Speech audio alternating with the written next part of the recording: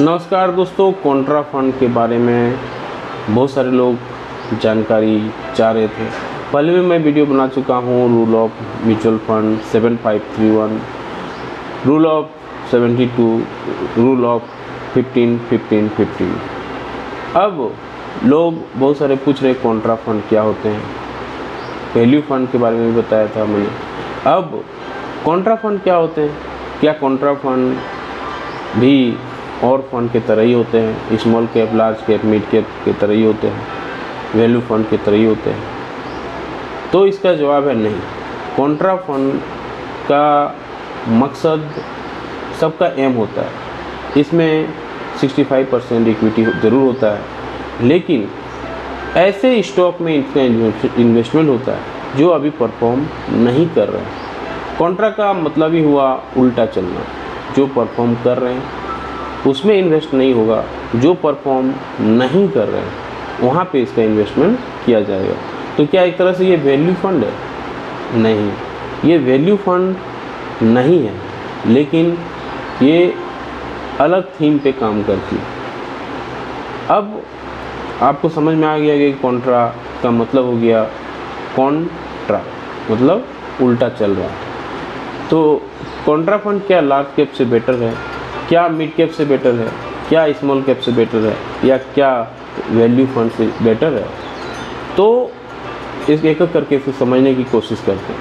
पहला, अगर large cap का एग्जांपल लेते हैं तो लार्ज कैप जितने भी कंपनी हैं, चाहे रिलायंस है, चाहे टाटा मोटर्स है, चाहे इन्फोसिस है, चाहे टेक महिंद्रा है, चाहे जितने भी बड़े बड़े कंपनी हैं, तो ऑलरेडी वो लार्ज कैप हैं, ऑलरेडी परफॉर्म कर रहे हैं, ऑलरेडी मार्केट में उसका अच्छा खासा पकड़ बन चुका है, और जो ग्रोथ की बात है वो ग्रोथ भी ऑलरेडी अच्छा खासा कर रहे हैं।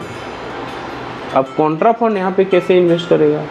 कॉन्ट्रा फंड अब देखिएगा कि कौन सा स्टॉक ऐसा है जहाँ पे अभी नहीं चल रहा है। ये कंपनी तो अच्छा है, लार्ज कैप भी है या अच्छा ग्रोथ भी देने वाली कंपनी है, लेकिन अभी परफॉर्म नहीं कर रहा है कंपेयर टू जो बड़े कंपनी जैसे इन्फोसिस परफॉर्म कर रहा है, जैसे TCS परफॉर्म कर रहा है, जैसे टेक महिंद्रा परफॉर्म कर रहा है। लेकिन अगर कोई दूसरा स्टॉक जो परफॉर्म नहीं कर रहा है तो वहाँ पे इसका इन्वेस्टमेंट होगा और उसे फिर टाइम दिया जाएगा। अब एक परफेक्ट एग्जांपल है कि अभी सारे IT स्टॉक परफॉर्म कर रहे हैं, लेकिन विप्रो परफॉर्म नहीं कर रहा है, तो अभी विप्रो में एक्स्ट्रा इन्वेस्टमेंट होगा।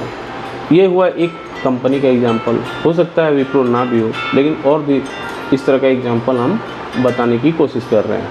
तो ये हुआ कॉन्ट्रा, जो परफॉर्म नहीं कर रहे हैं किसी न किसी रीजन से। सबका एक साइकिल होता है, बिजनेस साइकिल सबका होता है, अप्स डाउन सबके होते हैं। जिस तरह ह्यूमन साइकिल होता है उस तरह बिजनेस का भी साइकिल होता है। तो हो सकता है कि अभी जो पार्टिकुलर स्टॉक्स हैं अभी परफॉर्म ना कर रहा हो कंपेयर टू उसके जो पीयर्स हैं। पीयर्स का मतलब है उसके जो आमने सामने की जो कंपनी है उसमें। तो अगर इन्फोसिस परफॉर्म कर रहा है, TCS परफॉर्म कर रहा है, टेक महिंद्रा परफॉर्म कर रहा है, विप्रो परफॉर्म नहीं कर रहा है, तो कॉन्ट्रा फंड के जो फंड मैनेजर होंगे वो उसमें इन्वेस्टमेंट करेंगे। इसी तरह से अगर जितने भी बैंकिंग सेक्टर्स में देखा जाएगा कि कौन परफॉर्म कर रहा है। स्टेट बैंक परफॉर्म कर रहा है, ICICI परफॉर्म कर रहा है, कोटक परफॉर्म कर रहा है, इंडसइंड परफॉर्म कर रहा है। तो वहाँ पे कौन ऐसा बैंक है जो अभी अंडर वैल्यूड है, जो अभी परफॉर्म नहीं कर रहा है? तो देखा जाए कि बैंक ऑफ बड़ौदा कंपनी तो अच्छी है, ग्रोथ अच्छी कर रही है, लेकिन compare to state bank, compare to IndusInd bank, ये बैंक ऑफ बड़ौदा अभी परफॉर्म नहीं कर रहा है।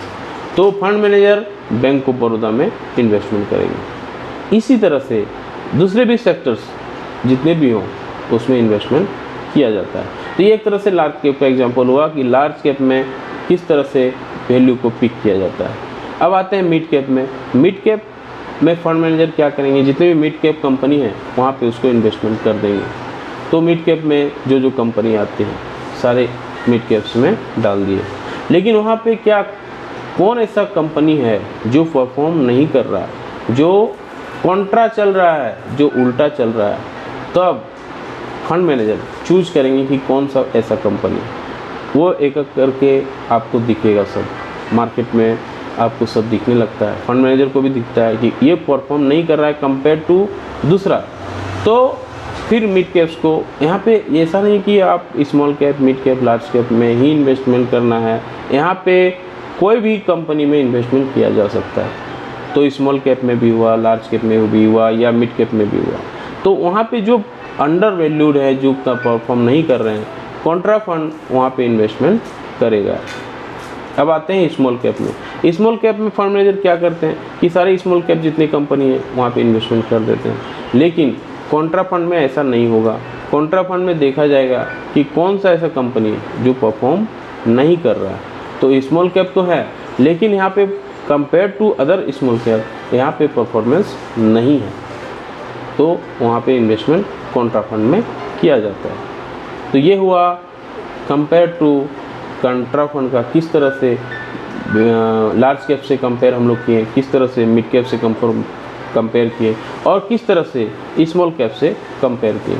वैल्यू फंड से भी कॉन्ट्रा फंड का कंपेयर किया जा सकता है। वैल्यू फंड में क्या होता है कि वहाँ पे वैल्यू को देखा जाता है कि कौन सा पी, कौन सा EPS, कौन सा थीटा, बीटा कैसा है सबका, और क्यों परफॉर्म ये यहाँ पे अंडर वैल्यूड है, तो वहाँ पे उसका चूज किया जाता है।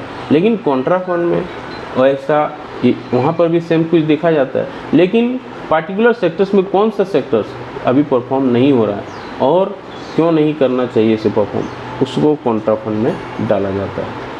तो ये हुआ comparison, compare to contra fund to large cap, contra fund to mid cap, contra fund to small cap, contra fund to value fund. उम्मीद है वीडियो अच्छी लगी, लाइक एंड शेयर जरूर करें। जय हिंद, वंदे मातरम।